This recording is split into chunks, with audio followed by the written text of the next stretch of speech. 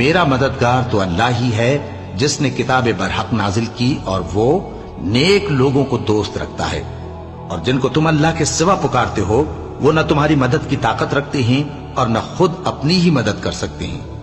اور اگر تم ان کو سیدھے رستے کی طرف بلاؤ تو سن نہ سکیں،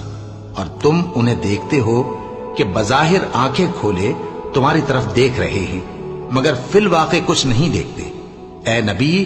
عفو و درگزر اختیار کرو اور نیک کام کرنے کا حکم دو اور جاہلوں سے کنارہ کر لو۔ اور اگر شیطان کی طرف سے تمہارے دل میں کسی طرح کا وسوسہ پیدا ہو تو اللہ سے پناہ مانگو، بے شک وہ سننے والا ہے، سب کچھ جاننے والا ہے۔ جو لوگ پرہیزگار ہیں جب ان کو شیطان کی طرف سے کوئی وسوسہ پیدا ہوتا ہے تو چونک پڑتے ہیں